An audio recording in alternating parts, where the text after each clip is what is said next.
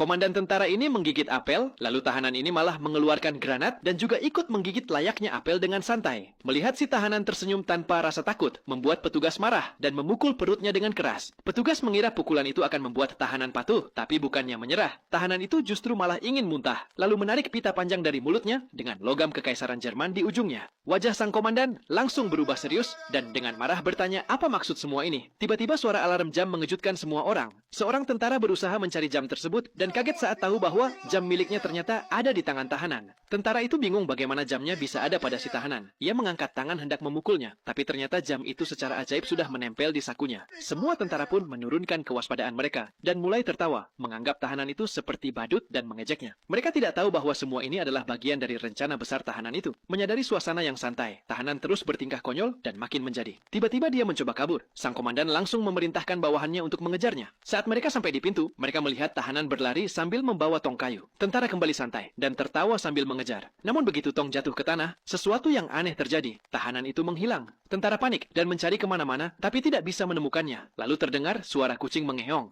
Mereka menoleh dan melihat itu hanya trik lain dari si tahanan. Semua tertawa lagi dan membicarakan tingkah bodohnya. Tapi sang komandan mulai merasa ada yang tidak beres. Ia sadar kalau aksi yang dilakukan tahanan ini tidak wajar. Sang komandan segera menyandera seorang gadis untuk memaksa tahanan menyerah. Melihat keadaan gadis itu, tahanan berpura-pura menyerah. Namun di saat berikutnya, sang komandan terkejut karena tahanan melakukan hal tak terduga. Semua tentara serempak maju untuk mengecek tahanan itu. Tapi mereka sadar bahwa gadis yang disandera itu telah menghilang. Sang komandan berteriak menyuruh para bawahannya untuk siaga. Tapi saat itu semua sudah terlambat. Tiba-tiba hujan peluru datang entah dari mana dan membasmi semua tentara Jerman. Hanya satu tentara yang selamat. Terpaku menatap mayat di sekitarnya. Ia menarik napas lega. Tapi kemudian hal yang lebih mengerikan terjadi. Tahanan yang dikira telah mati itu perlahan berdiri lagi. Ia perlahan mengangkat tangannya dan di detik berikutnya